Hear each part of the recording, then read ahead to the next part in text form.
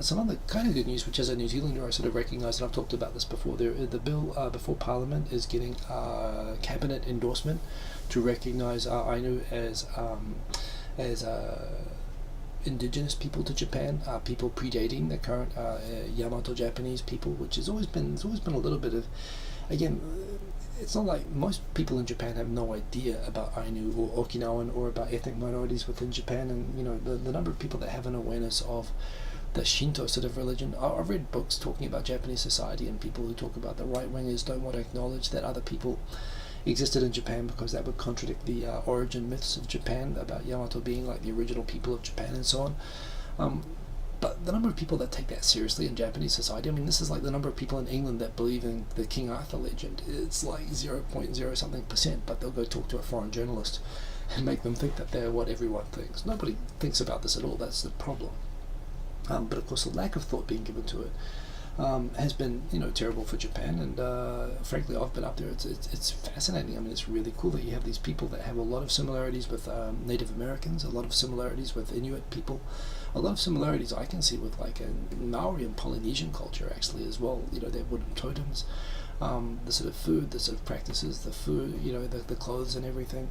And if you go to East Hokkaido or Northern Hokkaido, up in Dakanko, you can go and visit these places, which are still, they preserve Ainu culture. It's somewhat of a theme park version of it, but the language is dying out. And this is just like in Wales, just like in New Zealand. These things. Hey, good night, Andrew Moboy.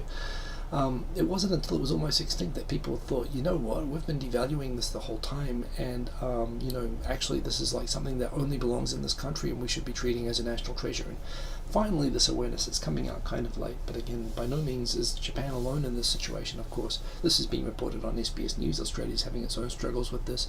New Zealand likes to pretend that we're really good at this sort of thing, but actually it's we outlawed Maori being spoken on the phone for many, many years, and it actually, in New Zealand, it was we ourselves, and in Wales and in the UK, were primarily responsible for almost eradicating this culture. So it's pretty good that it's being acknowledged. It's fascinating, and it's part of Japan. You should go learn more about it, and it's great that they're being recognized. So yay, Ainu. Dan H. Ainu are technically the real indigenous Japanese people. Research shows that modern day Japanese people originate from other parts of Asia. That is interesting. I love these documentaries. I do love to watch these anthropology sort of things.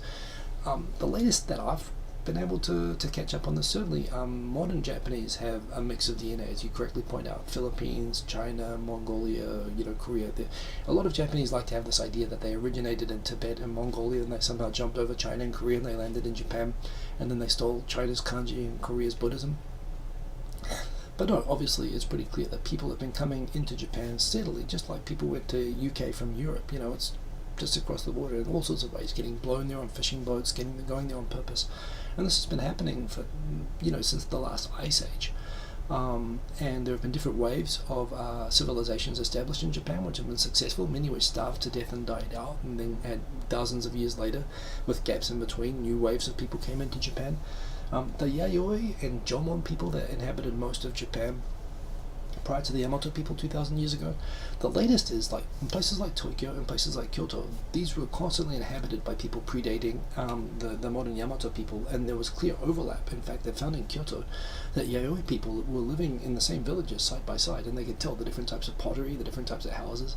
There was actually extensive mixing, and it seems now highly probable that the people that predated the immigration waves of the modern Japanese people, the Yayoi and Jomon people, probably intermarried a lot with modern Japanese Yamato people, and so they absorbed that as well. So certainly Japan has a very multi-ethnic background. The Ainu are a different, separate, and interesting discussion.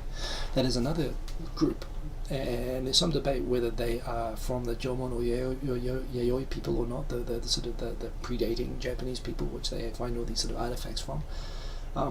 But certainly Ainu people themselves actually inhabited Tokyo all the way, Japan all the way down to Kanto. In fact, I've read accounts that suggest that even the name Mount Fuji is an Ainu name. Over time, they sort of got pushed more north and further north, and in the late 19th century, they finally holdouts were basically finally conquered and assimilated. But there is I think there's some debate as to whether the Ainu themselves were kind of from the Ainu or Jomon people, or whether the Yayoi or Jomon people, or whether they were a separate group that whole time. But certainly they were, throughout Japan. And it's just it's really fascinating, and it's really great to see that NHK and other places are now also starting to endorse the fascinating, and actually really diverse anthropological history of Japan. I think someone put there in the comments as well, Japan has the Jesus burial site. Now that's a thing as well, and there are a couple of Jesuses in Japan. There's some Jesuses in Akita, and when they started getting DNA sequencing technology, they found in Akita Prefecture there are a lot of people there that have European, seemingly Russian DNA. Same thing in Kyushu. There was a person who came who had a long beard and had a strange appearance, who came through, and basically it seems highly probable that there were people, either Russians or Europeans, at some time during the closed nation period, or back in when the country was isolated, somehow got into Japan and thought that they would pretend to be Jesus, or they were probably missionaries, perhaps evangelizing. And yes, you do get. So you have these people who themselves got their own disciples and followers in Japan, and started these stories that, Jesus came to Japan and was buried here. The other thing that's really interesting is the story of the Hatta clan. The Israeli ambassador to Japan actually points out that there was, among the many waves of people that came into Japan from all over Asia, there was a specific group that came allegedly all the way from the Silk Road, all the way from the Middle East, and came and eventually settled in Shikoku, and they actually have like menorah insignia on their temples.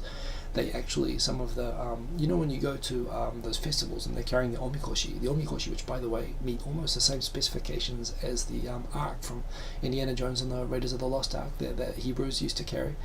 And when they carry it, they say Essa, which is apparently Hebrew.